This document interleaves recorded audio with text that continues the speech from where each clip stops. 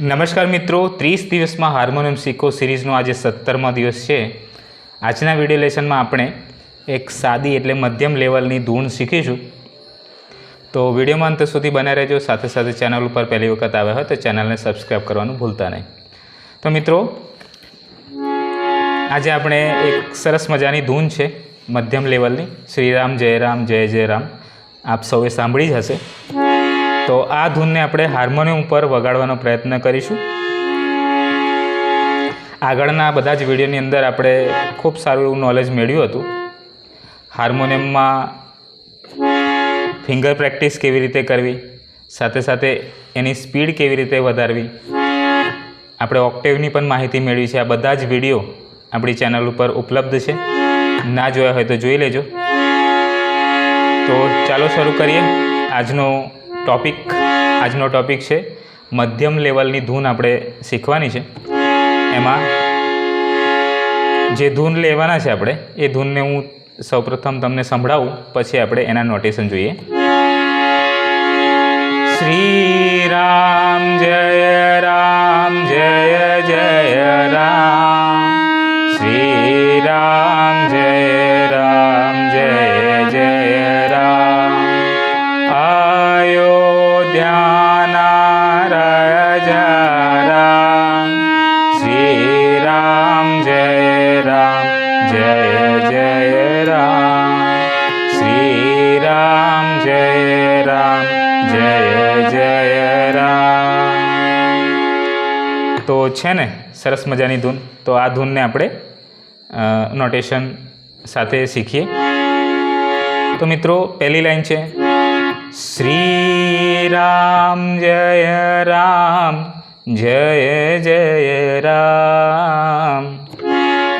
ગ ગ ગ ગ ગ ગ ગ રે સા રે। ફરીથી જોઈએ, ગ ગ ગ ગ ગ ગ ગ રે સા રે, શ્રી રામ જય જય રામ,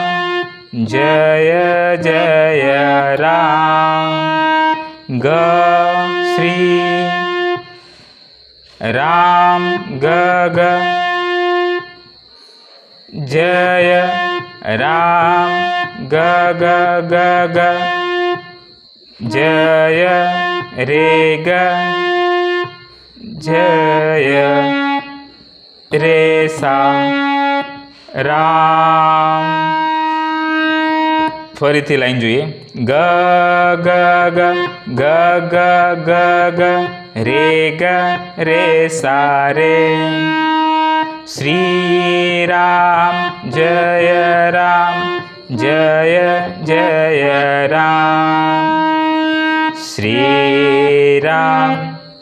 બીજી લાઈન જોઈએ, શ્રી રામ સા રે સા ની ધ ની સા, શ્રી સા રે રામ, શ્રી રામ સા રે જય સા ની જય રામ ની સા ની ધ ની સા, જય રામ ધ ની સા, જય રામ સા રે સા ની ધ ની સા, શ્રી રામ જય રામ।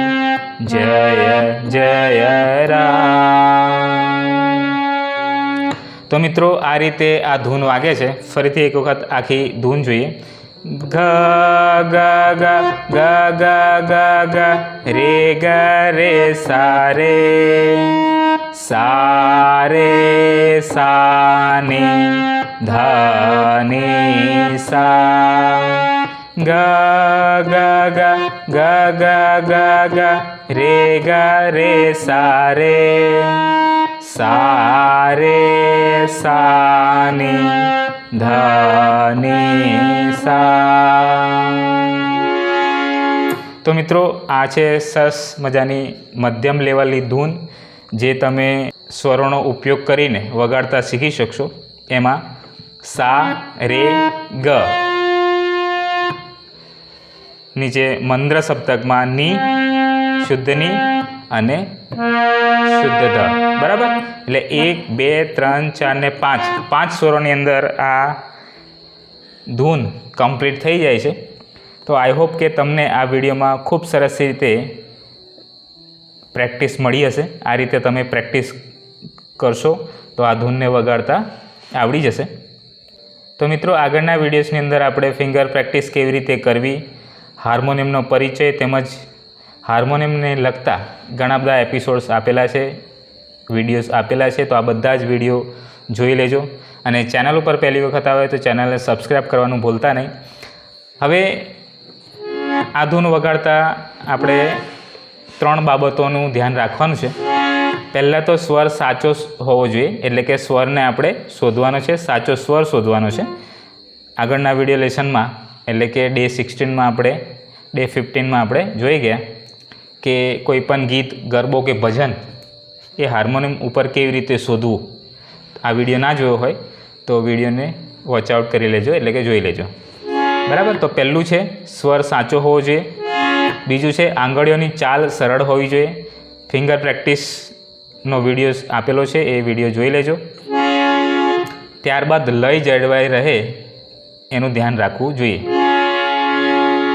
એટલે એની જે લય છે એ જળવાઈ રહેવી જોઈએ. એટલે આગળના વિડીયોઝની અંદર આપણે તાલની સાથે કેવી રીતે પ્રેક્ટિસ કરવી એ શીખીશું.